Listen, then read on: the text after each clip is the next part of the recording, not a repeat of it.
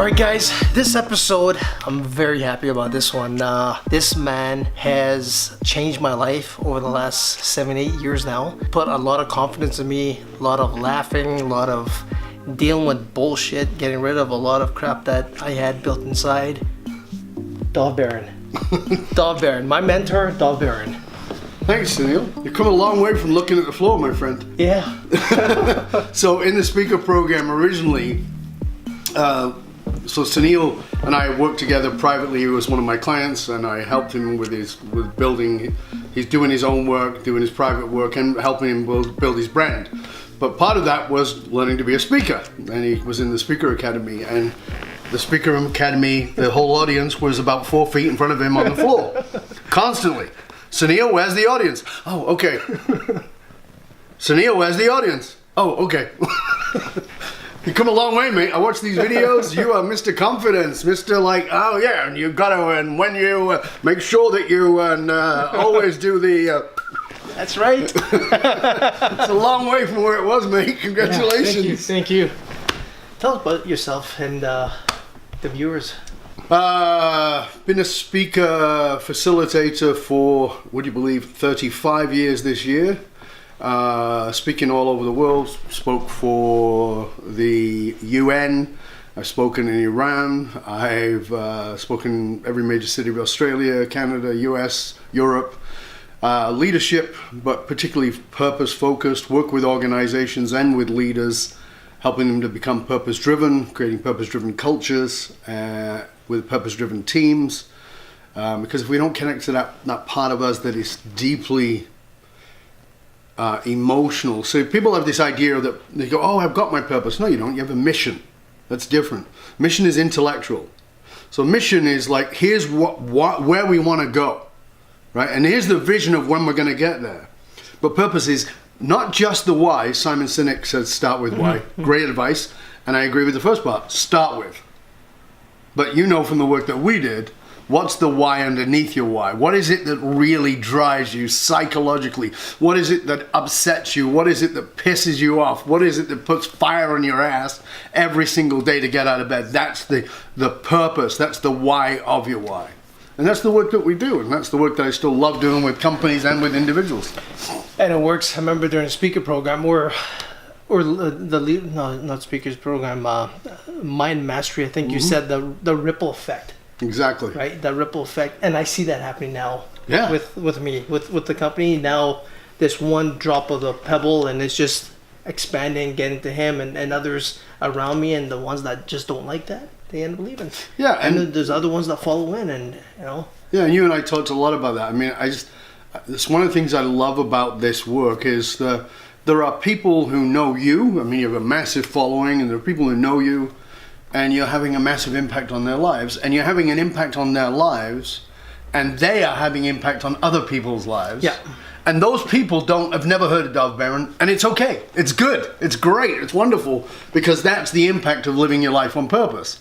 Is I got to impact you, you get to impact people who know you but don't necessarily know me, who impact other people, and it just keeps going and going and going. So we create this multi-billion people impact of people who will never know our names. And that's when you know you're living your life on purpose, because you're living it not because of everybody will know my name, but because I'm willing to impact people who will never know my name, and I don't care. I care about making the shift. And you've done that. I mean, I want you to know that I am really proud of you. I watch your Instagram thing and I'm like, holy shit, man, this is great. This guy is really having that impact. And I know you talk about what it is you do in your business, but you're also guiding people and walking people through what you've had to overcome. And that's a really important thing as you learn in the speaker program. It's like, you got to reveal that so people can see you. And you've done a great job of that. Thank you. Appreciate that. Serving others is one of the most important things I've learned, and I've put that into work here. So when I first came and started doing the speaker program, to me it was like everything was based on money. Today that is not. I remember. It's not even close. Like, sure, bills have to be paid and everything else, but serving others is.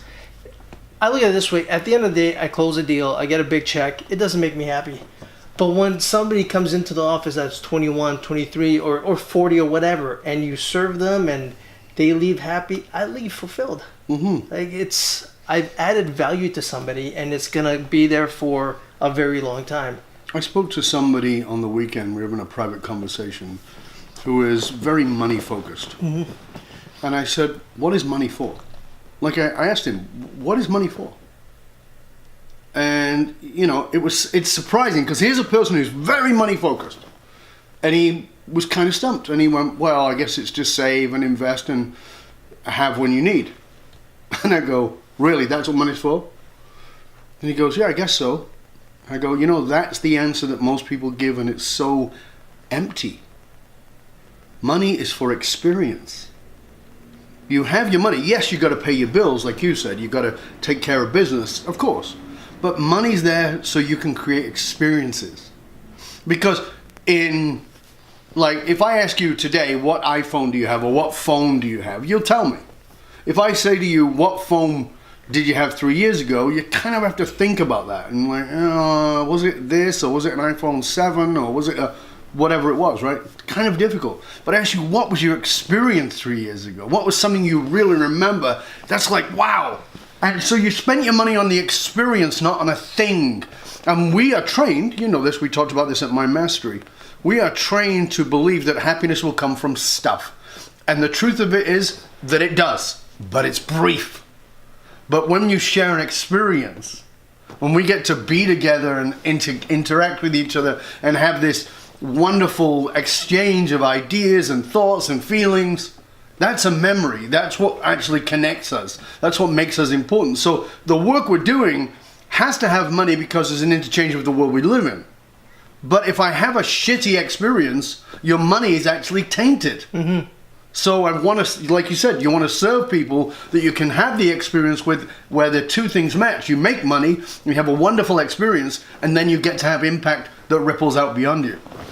It's funny, I had this conversation about 2 weeks ago, and a bunch of girls, they were planning a wedding. Mm-hmm. And one was getting upset because, what have you called it, the table, the main piece that goes on the table. Centerpiece wasn't the perfect thing, and colors and everything weren't perfect. I'm like, look, I've been to plenty of weddings. I don't remember any of this stuff, but I remember all the fun that I had, the laughter, the experience. Exactly. It's so important. And we get so caught in all the little stuff in life. Yeah. And which we forget too. And that's the thing, we get caught in it and it doesn't matter, and we realize it doesn't matter when we look back. Well, how about you look forward instead of looking back? How about you look forward and realize this actually won't matter, but what will matter is my interaction with this human being. Right? And I think that we're much better at that with strangers than we are with the people we love. Mm-hmm. Mm-hmm. So, you know, you're a bit of a dick today, okay, but you walk into the store and you're very nice to the person behind the counter. You know, because you've learned common courtesy. But then you go home to your girlfriend, your husband, your partner, your wife, whoever it is, and you're kind of pissy. Why? Why? Because you take that for granted. Mm. You take that for granted, and stopping and saying, hold on a second. Why do I put the effort in with a stranger and not with the person I love, respect, person who loves and respects me, who will be there for me? And the answer is, because the law of familiarity. What we take for granted, what we're familiar with, we take for granted. Stop taking it for granted. You know this because you've been part of our programs. Ren and I, my wife and I, have an agreement. And people are always surprised because we've been married more than 20 years. People are always surprised because one of our agreements is that divorce is always an option. ... for the other person. What that means is, if I'm not treating her right, she always has the option of divorcing me, and I always have the option of divorcing her. We both remember that about each other, which does not allow us to take the other person for granted. And, you know, what if you did that in business? What if you did that with your clients? What if you did that with your friends? What if you understood that divorce is always an option?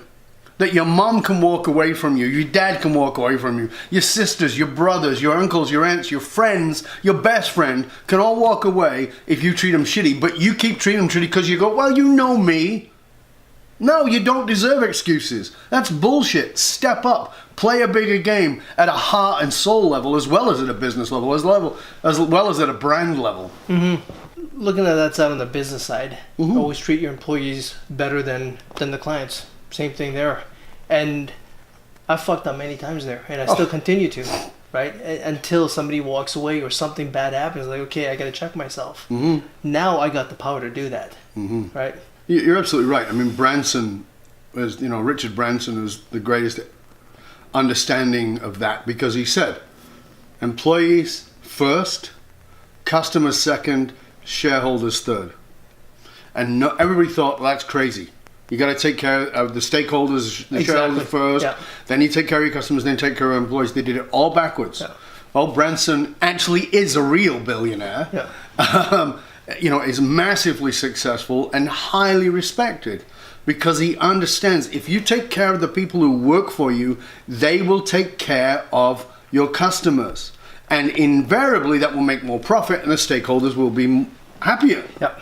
And it's like, why is that so complex for people? Why is that so hard to get? That you got to take care of your people first. In my last book, Fiercely Low, I talked about leading millennials.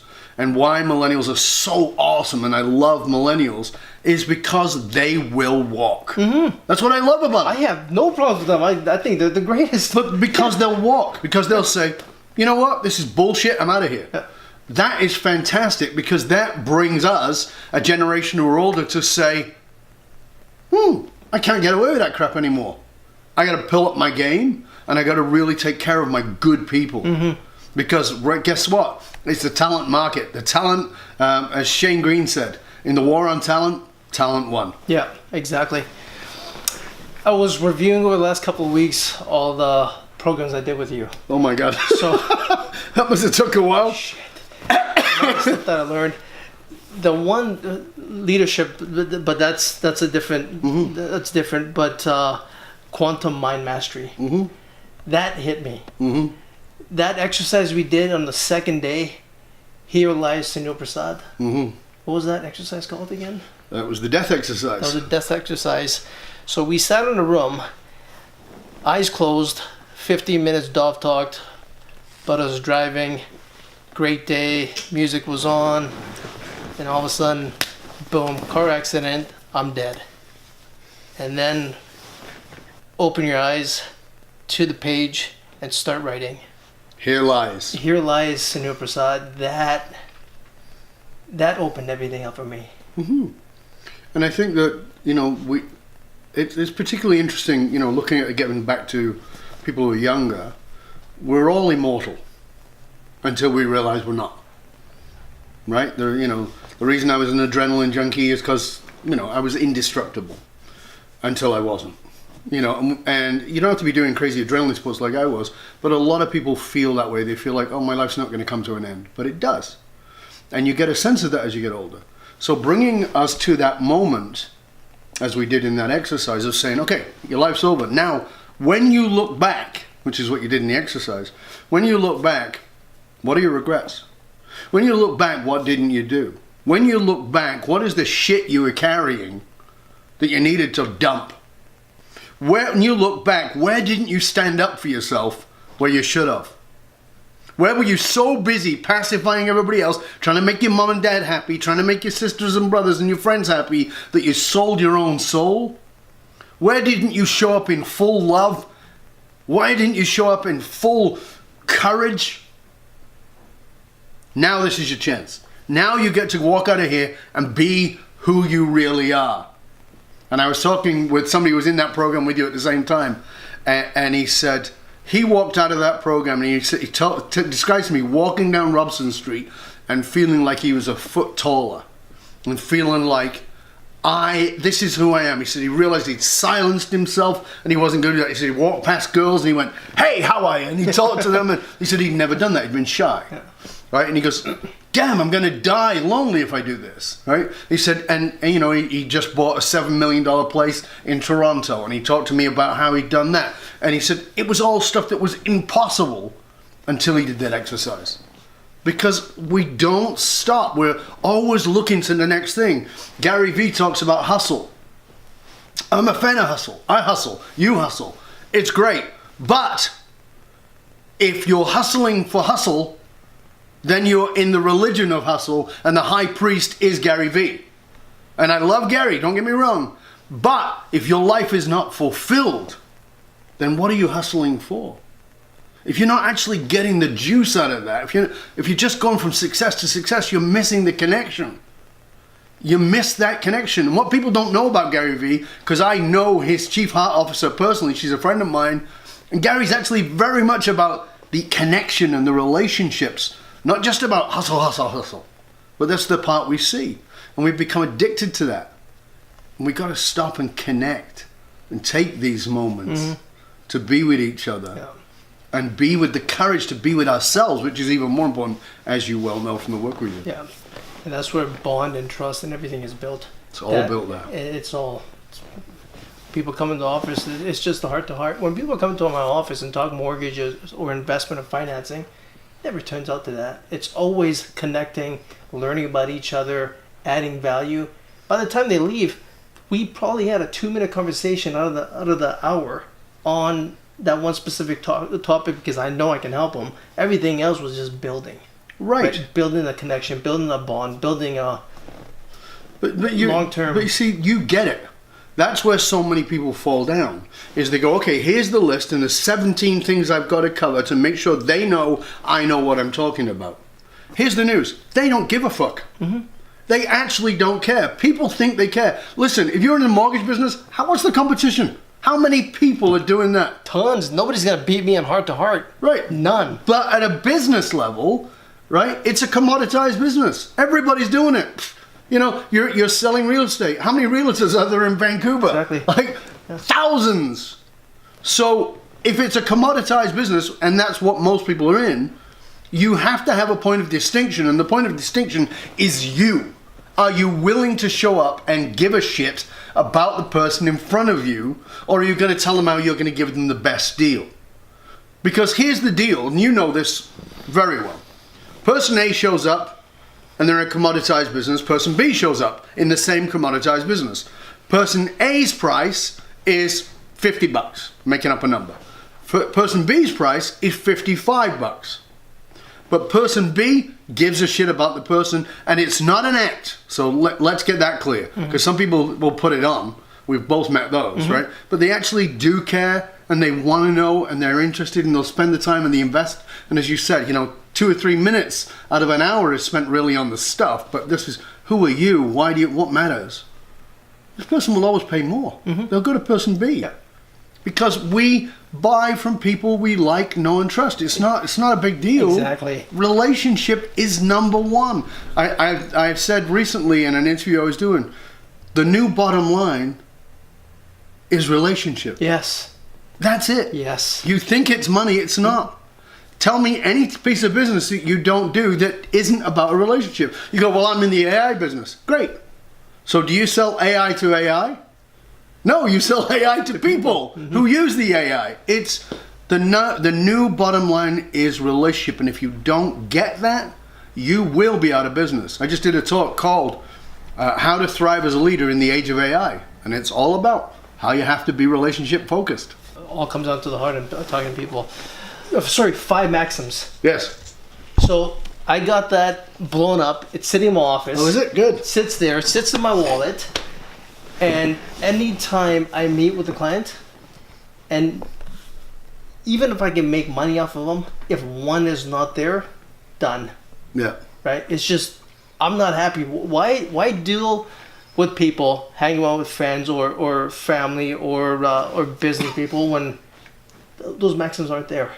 And you're not adding any value. I was actually reading somewhere. I think it was Elon Musk, and he goes, if you're not adding value to a meeting, get up and leave. Most people think it's rude, but what's rude is if you're sitting in a meeting and not adding value. I agree. And that's powerful. That's powerful, yeah. It is. And by the way, congratulations that you're actually still following that piece. Let me ask you, think about all the years of all those programs, how many people went through those Maxims exercises that we did? Right? And you remember it was, it took 3-4 hours of intense digging in. I wonder how many people are living their Maxims. No idea. Very small percentage. I guarantee you. Did they all find it profound? At the moment, Absolutely. yes. Yeah. But are they willing to live by it? See, this is the distinction. This is the distinction between information and integration. You integrated it. You took it. It was like, wow, this is powerful. Now what am I going to do with it? There's people watching this who are going to go, oh, wow, they have the light bulb moment. Here's the news. I don't give a fuck about your light bulb moment. Who cares? Nothing changes because you had a light bulb moment, except you get to brag about it. The difference is what you integrate. It's not the light bulb moment, it's the fuck it moment. It's fuck it, I'm not doing this anymore. Fuck it, I'm going to take an action, a courageous action, and I'm going to do something, and it's going to become part of who I am. That's what you've done with Maxims. That's why it works. It's that simple. It's because we don't need more information. Mm-hmm. Google will keep you busy for 1,000,000 years. You don't need more information. It's the integration. And you integrated Maxims, and you allow that to guide the deals. And when you allow it to guide the deals, you not only make money, you not only become successful, it becomes fulfilling, and it becomes relational. Because we share this. We get it. Okay, fantastic. I want to do business with you. I'm actually like, how can I help you? How can I do business with you? Because we're so aligned. I want to give you my money. Mm-hmm. Yeah, it was that... I think you put it, all the work you did here, make sure it's not shelf help anymore. Exactly. Right? Now, open it up, read it. The reason I took the iPad there and wrote everything in the iPad, I know if I write it on paper, it's fine. I can get a lot of stuff out, like you said. iPad, I have it there, and I have everything scanned, and it's sitting there. So now it's just sitting on the drive. Whatever I need it, pop it up, look at it. Today, I'm going through all the relationship stuff. Oh, right? yeah? Not just business relationship, but relationship as in, finding the right person and must-haves, non-negotiables. High preferences. Non-negotiables, for me, is still the same. I don't think that will ever change. Non-negotiables should be the same. It will deepen and refine, but it will always be the same. But, that work, that non-negotiable work of our relationship, we do that with CEOs in corporations and high-level C-suite executives, because what people say, oh yeah, this is non-negotiable, is invariably negotiable. I see this with people who date. Well, this is my list of, making up, 10 non-negotiables, but man, she has got a great ass. Or man, he's got a great ass. Or whatever it is. So, I'll let that one slide. No. Yeah, well, you know what? That'll come bite you in the ass. Yeah. So, we teach this to high-level executives, and they take it home, and of course they use it in their lives, but they realize that if you're building a culture that's not based on non-negotiable maxims, that culture is going to fall apart. Mm-hmm. So when we do the purpose work, it's like, here's the purpose. We boil that down. So what are the maxims that support this, that are non-negotiable? And we'll do this work, and they'll always come up with their list, and then I'll do the test like I did with the maxims. Well, what if this happens? Well, yeah, I guess then it's not non-negotiable. Non-negotiable means it is non-negotiable. Yeah. You can't say, but if this is... No, it's non-negotiable. That's all there is to it. And it always takes refining. So when I talked about mine, because I gave that as an example, and I said, for me, dating, one of the things, and I just use it as an example, was non-smoker. So I went out with a girl on one of my interviews, and I said, do you smoke? And she said, no. 1 second. Interviews, right? Yeah, interviews. Yeah, not dates. Yeah, don't interviews. do dates, you do interviews. Yeah. And I said, do you smoke? She said, nope. And I said, oh, great, okay. So in my mind, I've checked that box, non-smoker. Then I find out about an hour into the conversation that she smoked about 3 weeks ago, but just gave it up. That's not a non-smoker. Because guess what I know? Under stress, we regress. Mm-hmm. Stress is relationships are going to get stressful, and there's a pretty good chance the ciggies are going to come out, and I'm not going to be able to talk to you because I can't bear cigarette smell. Relationship's over. Done. So, okay, well, I need to be clear that she's not been a smoker for a long time. Good. Go out with another girl, another date. And of course, this is, like I said, more than 20 years ago. You're a smoker? Nope. Have you recently given up? No. Oh, okay. I better get clearer. Do you ever smoke? Yeah. Oh, when? Well, I used to be a smoker about 15 years ago. Okay, that's good length of time. But on my birthday and on New Year's, I like to have one cigarette. Well, if I'm with somebody, I want to be with them on their birthday. I want to be with them on New Year's, and I'm not going to go near you. So, were out again. Non-negotiable. Until I got really clear. And so that's what you do in non-negotiables. You drill them down and you keep looking for all the options until you get rid of them all. So mine was, using that example, was non-smoker, has never smoked or has not smoked in 20 years. Right? If there's any other option, I'm not interested. That's exactly what I was thinking of on mine. Just refined. You said the right word there. Right. Refined. It goes deeper there. Right, and we tend to go to the surface and go, oh, it's clear. No, it's not. So another one of mine was great sense of humor. Went out with girls, lots of, and I meet lots of girls with great senses of humor. This is good, this is great. Then I realized, hold on a sec. I need to refine that because I would keep meeting girls who didn't have a sense of humor but thought I was really funny. And in my mind, sense of humor meant you think I'm funny. No, I don't want to be the entertainment. What if I'm in a pissy mood? What if I don't want to be funny? What if I want to be held? What if I'm feeling sad? No, I got to be Mr. the Clown? No thanks. So, great sense of humor had to be refined into finds me funny and I find her funny. We have a similar sense of humor, but she can make me laugh. Well, as you know, nobody makes me laugh more than my own wife, right? She's got a great sense of humor. She finds me funny, which is nice, but I also find her extremely funny. So it's that refining. It doesn't matter what it is.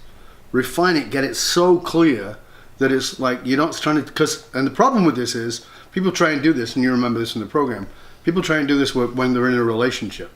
And if you try and do it in a relationship, you will morph it into that person. Working yourself prior to the relationship even begins. If it takes years, it takes years. Yep. Right? So important. Yeah. Well, there was somebody in the program with you, so a long time ago, and I had a session with him last week, and he said to me, I think I'm finally ready for a relationship. I think I'm finally, because he was like refining and refining and refining, and he said, does it have to take you 10 years? I said, no, I know people it took 3 months. It doesn't have to take that. But you have to get your shit out of the way. And that's what most people are not willing to do. Whether it's about money, whether it's about relationships, whether it's about leadership, whatever it's about, you gotta deal with your shit. And most people don't want to do that. They want to go around it, they want to go over it, they want to go under it, but they don't want to go through it. Most people don't want to deal with shit. They abuse substance, they hide, they travel, they run away, and whatever it is. And in fairness, Sunil, I don't think that most people, I mean, think about yourself when you and I started working together. Did you know your shit? No. So did you know you're running away from your shit? No. No, so that's the problem. Right? You and I can see and go, clearly they're running away from their shit. But if you said that to them, they go, no, I'm not.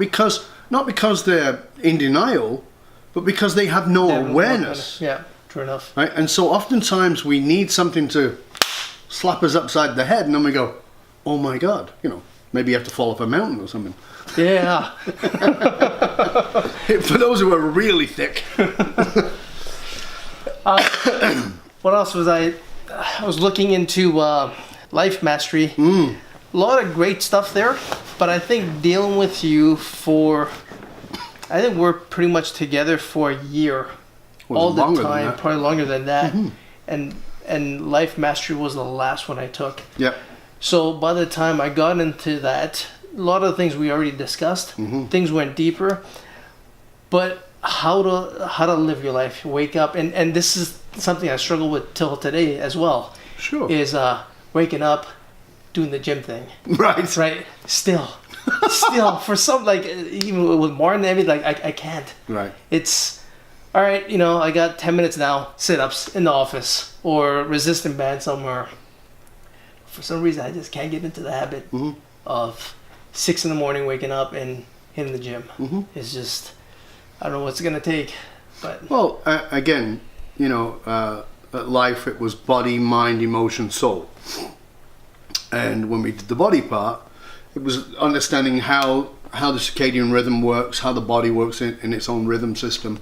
And in fairness, the best time to exercise is in the morning because it sets the body, it sets the basal metabolic rate, it sets all those things, and that's why it's so great to train in the morning. But I get that some people can't. I can't train at any other time because if I try and train at 5 at night, it's never going to happen. I'm going to get too busy.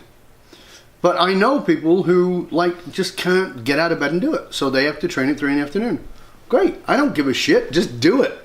But the bottom line is, what it comes down to is human beings don't do anything unless they make it important. You remember this? Mm-hmm. There is no such thing as discipline. There's only what you make important. Mm-hmm. And what you make important is the thing with the highest level of reward or the highest level of pain on the other side of it. Remember consequential thinking? Yeah. So if you can move yourself forward and go, if I don't exercise, what am I going to be like in 10 years, 15 years, 20 years? And you go, I don't want to be that. Then you've got a reason to get out of bed. Yeah. But the problem is, and this happens for a lot of people who are naturally slim. So naturally slim people go, yeah, I don't have to exercise. I look good. Well, I don't know if you've ever seen somebody who's like 45 years old who's never exercised, who is naturally slim. They're not pretty. Everything's hanging because there's no muscle tone to hold things up. Because in our society, in our stupid culture, we think slim is healthy. It's not. Slim's slim. I know people who are heavy who are far healthier than people who are slim. So you've got to be willing to look at the deeper consequences, the heart, the liver, the kidneys, the lungs, etc. So looking at those consequences.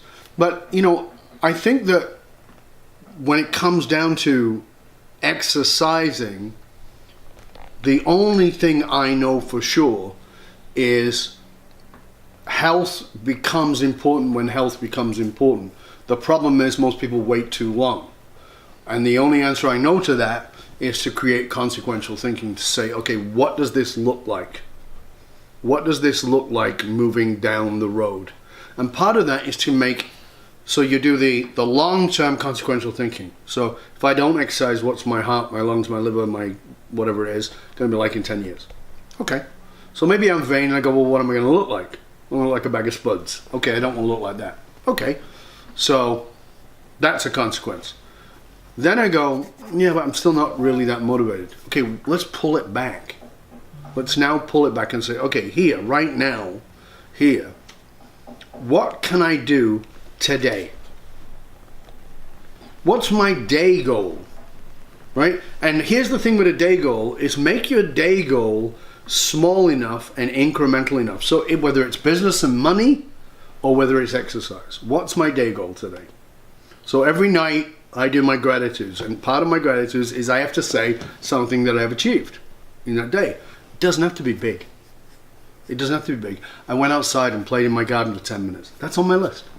I'm grateful for that. So it's something I set for the day. So if you say, okay, today I'm gonna do plank for 30 seconds. You do plank for 30 seconds. You make sure you recognize that, check it, and you celebrate it. Because the dopamine in your brain, because there are, dopamine and serotonin are the feel-good drugs, right? So when those fire off, you want to do more of what feels good. So you have to do the thing and then celebrate it. If you do the thing and don't celebrate it, it doesn't work. Right? Because then cortisol comes up and, oh my God, I got to do it again because there's stress. So hold on a sec. I said I was going to do 30 seconds of plank. It's 11 o'clock. I'm really bagged. I can do 30 seconds. So you get on the floor and you do a 30-second plank. And then you jump up and you go, yes! Did it! Didn't want to do it. And that's why it's even better, because I didn't want to do it. And you celebrate. And you say, well, and then you get up in the morning and go, I'll do 30 seconds again today. Maybe I'll do 35. And maybe I'll do a couple of crunches. And it's just that's what the celebration happens. Tiny little things, tiny little wins with celebrations. You've got to feed the dopamine in your brain. Because the problem is we are outcome oriented as a society, so we're not allowed to celebrate till we make 1 million. We're not allowed to celebrate till we make 5 million. We're not allowed to celebrate until we're 8% body fat. We're not allowed to celebrate until we look so fabulous in the Speedos that we can get away with a Borat outfit. No. You just got a picture in your head, didn't you? Can you see a Sunil in a Borat mankini? Not a pretty sight. Nope. But celebrating those little incremental wins is so vital. So turning down a client now is more of a small thing. But the first time we did it was massive. You stuck to your Maxims? Massive. Doesn't matter what it is, whether it's a big business thing or whether it's a 30-second plank. You come back to that moment of going, here's what I'm going to do. Now I have to celebrate it. And what most people do is they go, okay, well, I did it. No, you have to celebrate. The celebration is every bit as important as the 30-second plank. Every bit as important. Always learning with this guy. Dylan, you got any questions? I'm curious personally, just like what made you, your path and, everything, maybe where you're from and what brought you here and what brought you to know the things you do. And Sure. Yeah. I was formed by my mother with the help of my father.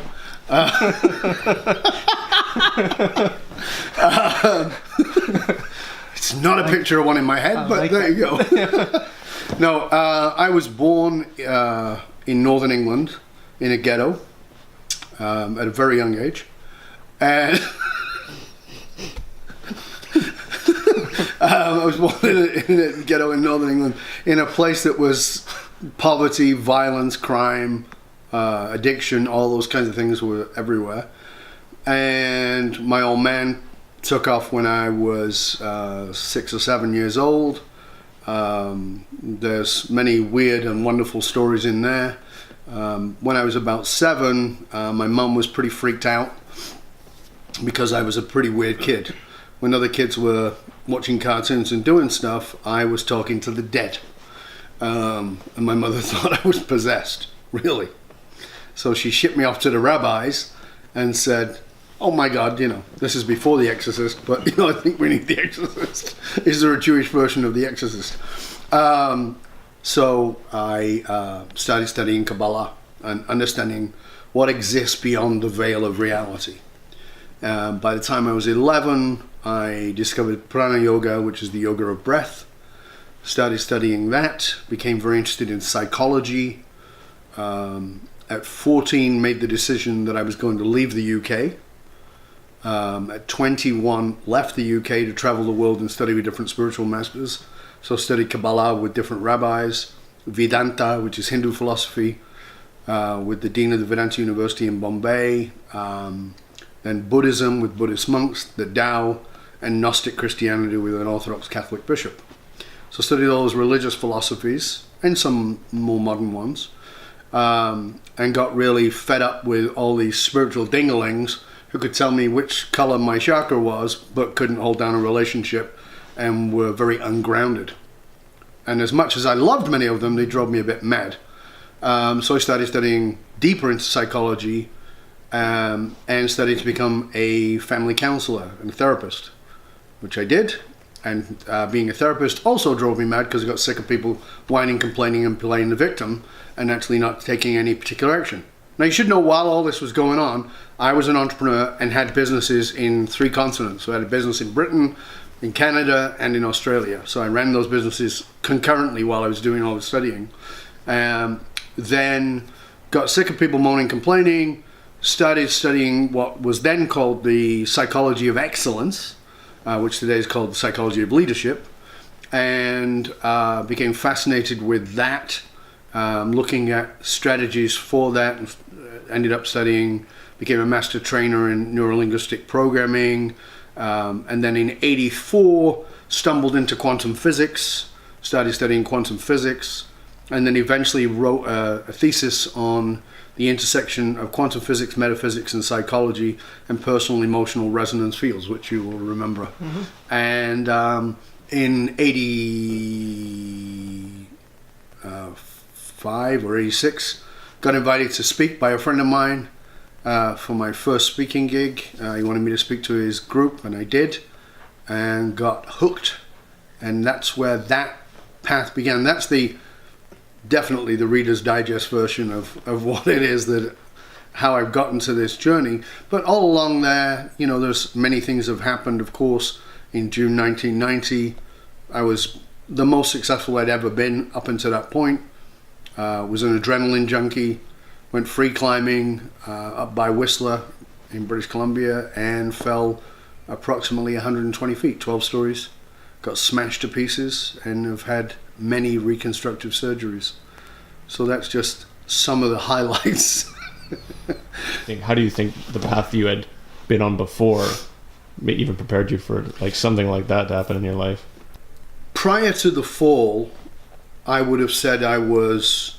If you'd have stopped me and asked me on my own purpose, my answer would have been absolutely yes. I'm on purpose.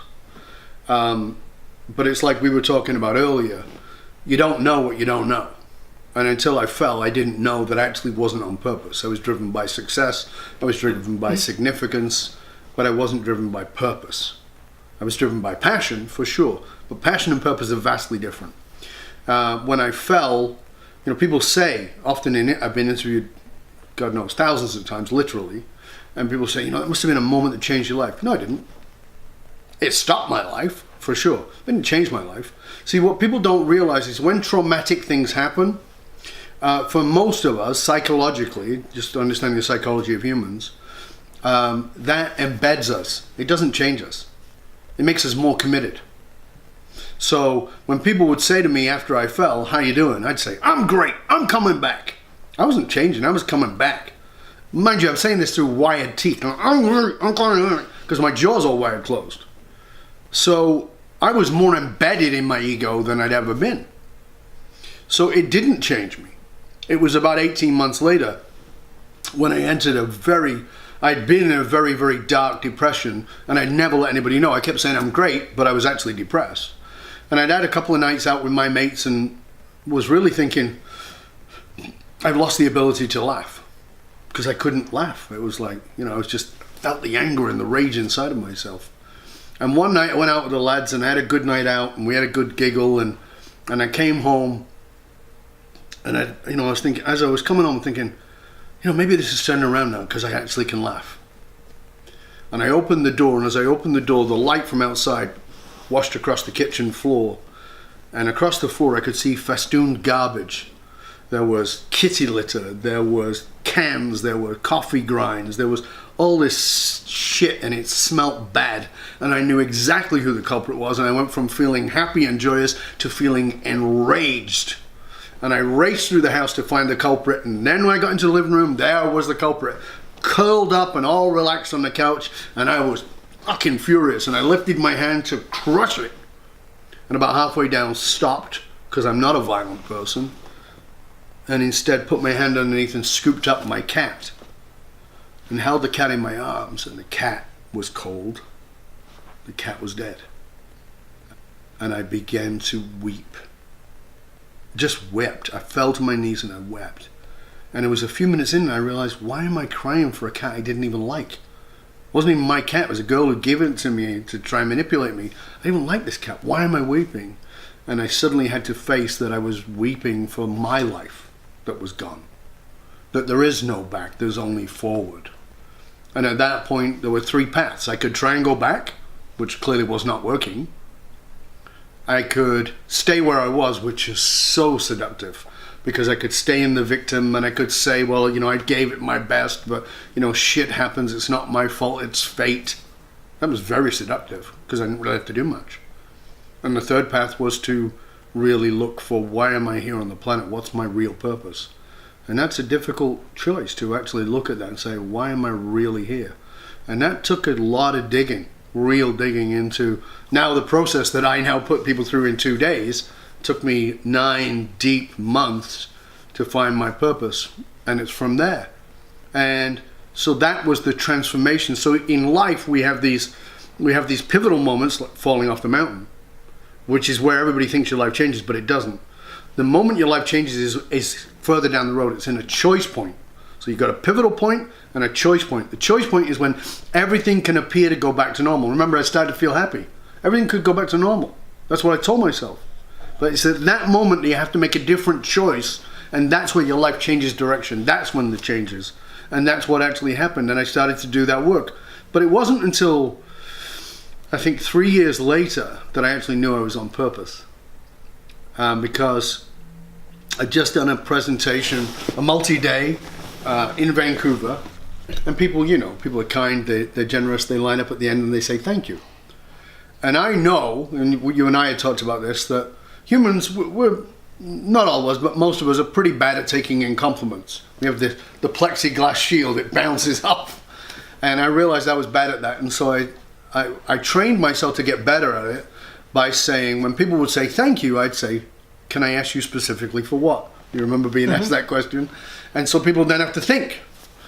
And this one lady stood in front of me and she said, I want to thank you for the weekend. And I said, oh, that's great. Can I ask you specifically for what? And she was wonderful. She took a pause and she said, for my grandchildren. And I said, well, you don't really look old enough to have grandchildren. And she said, I'm not. And I went, okay, I'm lost. She says, you see that girl over there? I said, yes. She says, that's my daughter and that's her husband and they're pregnant. I said, oh, that's great. Congratulations. I said, but I still don't understand. She says, well, because of what we've learned here, it's changed my relationship with my daughter and my son-in-law, which will in turn change my relationship with my grandchildren. So I thank you on behalf of my grandchildren. That's when I knew I was on purpose. Because it's what we talked about right at the beginning here. It's the impact on people who will never know my name. Mm-hmm. And that's how the transformation took place.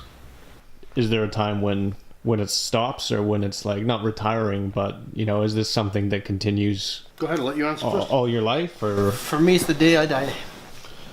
And hopefully, there's others that I have influenced, and they will carry on with that. But there's no retirement. There's no walking away from this. Adding value, living a purpose life is never going to change for me. I'm going to grow. I'm going to keep learning new things. But there's no exit. Exit is death. Purpose isn't a job. It's not a career. It's who you are. So this is what I was saying before about the distinction between passion and purpose. People don't understand. They think their passion is their purpose. It's not. The things you were passionate about at 15 are not the things you're passionate about now. If it was, you'd be lined up at Victoria's Secret for a job because you'd be following your passion. That's not what your purpose is. Your purpose is vastly different. So your purpose it's who you are expressed into the world. So will it end? Of course not. It'll end, as you said, when they put me in a box. That's when it'll end. I'm dead. That's okay. But it's still not dead then, because as you just said, it's legacy. It's how did I pass this on so that somebody else can evolve it to the next level. See, I only know my purpose at the level I am capable of knowing it. But whoever follows on that's aligned with their purpose will create that legacy into something much bigger than me, much greater than me, and much greater than my level of impact. So there is no end to purpose. It's never changing, but it's always evolving. So you get the distinction between that? Changing is it's something else. Evolving is it's deeper. It just keeps going deeper and deeper, and my understanding of it goes deeper. The things I taught you 10 years ago have not changed, but they have deepened. Mm-hmm. They have deepened, and I'm sure they've deepened for you.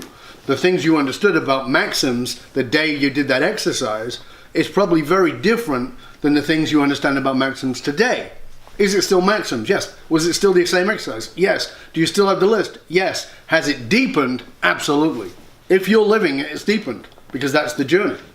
Yeah, unless you got some funny stories to tell about Sunil. I've watched the evolution of Sunil. So, he talked about that when he came in, it was very much about the money and how he could make this about money. But if you really want to know the funny story, I'm going to let Sunil tell it you about Sunil's evolution, about coming to the very first event run by a guy called Dov Baron, whose initials are DB. Oh. It was February, and I showed up. A friend of mine gave me tickets to go to one of Dov's programs. It was called Claim Your Competitive Edge. Went there on Friday. It was okay, Friday afternoon. Saturday, went there by 4 p.m. I was done. I wanted to walk out. I was just scared. To me, it was nothing but shit. It was like just crap out of his mouth. I did not even want to sit there. Because of my friend, I sat there for another 6 hours, and it was done. I drove home 10 p.m. I'm like, I'm not going back. Sunday's another day. I'm not going back. But tell them what DB stands for first. What you decided DB stood for. So yeah, I'm getting to that. I'm getting to that. So Sunday morning, I wake up, and it's one of those days in Vancouver where during February is really gray and raining and it's ugly, but this day was like crisp, like sun was out and no clouds. You can see the mountains, you can see the snow on top. It was a beautiful day. And you know, it's the type of day you just want to go find a patio or grab Starbucks and just walk on the seawall. And I had to go see this guy, Dov Baron. I called him douchebag. DB stands for douchebag, apparently. DB was douchebag. And my relationship with my friend was very strong, so I was like, you know what, I need to go see douchebag. Probably best thing I did, because that day, that Sunday, I just realized on Friday and Saturday was my ego was blocking me, and on Sunday I just opened up. Yeah. And that's where the juices came out. That's where like everything started from that moment, that Sunday. But and if I didn't show up to that, I don't know where I would have been. Well, you know, it's interesting because you just nailed it, because your ego, my ego, human's ego, will tell us all the reasons to stay the same, right? And so it blames me. You know, hey, this guy's a douchebag, which he told me about, and I was howling laughing. For me, it's funny, right? I don't care, right? But the realization that it was his own ego in the way, and then getting over that, which is what you did, climbed over that. And I remember why you came back. And it was the integrity of your relationship with Chris and your friendship with him that said, I gave this guy my word that I would show up. He got me the ticket. I'm going to go, so I have to go. And you went, but you didn't just come. You came the third day and you decided to play full out. You decided to stop backing off and to jump in. And that was the difference. You kind of had this step back sort of approach on Friday night and on Saturday. But by the time Sunday came, out of integrity to your friendship, you went, okay, I'm going to jump in. And you did. And that was the transformation. And that was the willingness to get in the water. But that was only, again, the first stage of the transformation, because I can even remember how all your questions were about money. In the programs you did afterwards, they were about money. And I remember when you got it we were in the Authentic Speaker Academy for Leadership, and I taught a technique around speaking, and you had gone in the room and used it, and you'd made 120 grand, right? And you went, I just did 120 grand, and all I used was this one sentence that we just learned here. And I remember you saying that, and it was like that transformation of realizing, this can be used for money, but it's not about the money. And that's where I saw you shift in what it was you were doing. And it made you go, and I remember you coming to me and saying, now I understand with my relationship. Now I understand with my business. Because, I said this to people all the time. You think it's about your business, but it's always about you. There is no separation between your professional self and your personal self. It's the same person. You keep it separate in your head because it's easier to manage. But the truth of the matter is, if you improve yourself, your business gets better. Exactly. That's it. Yeah. If we don't work on you, your business ain't going to get better. You might get more profitable, but you'll never get more fulfilled.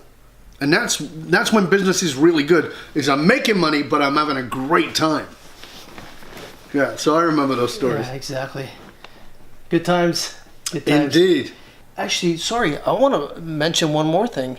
Dov's got the top leadership podcast in the world. Number one podcast for Fortune 500 listeners in the world. Leadership and Loyalty. It's called Dov Baron's Leadership and Loyalty. You can find it on iTunes, Spotify, iHeartRadio, wherever you tune into podcasts. Also has a national radio stations. It goes out across the United States every Monday and Thursday. And I now have 3 TV channels as well. It's on Roku TV. Fiercely Loyal is one of my books. It's a great book for you if you're a leader leading others and you want to understand how to keep them loyal. Fiercely Loyal. There's a couple of ebooks that you probably want to get. Actually, if you go to fullmontyleadership.com/gift, you go there and I'll give you one of those ebooks, and one of them is called One Red Thread. It'll help you to find your purpose. There you can find out about that, and also my new course, which is called All at Once, and it's actually I personally am walking you through how to find your purpose. It's an in-depth program. It's pretty powerful. It's amazing because I actually took the time to video it and lay it out and give you the assignments, and you know what the assignment's like. Did you do it? Did you do it? Don't go on. Stop. Go back. Do the exercise. Do it so you can get to the next level. Yeah, so all that's there. It's all on Full Monty Leadership. Dov, thank you very much. Thank you for everything. You changed my life. I appreciate that. Thank you, my friend. I love you. I'm grateful for you. I'm grateful for the impact that you're having in the world. It's been an honor serving you, and I'm so glad that we've become friends. Thank you.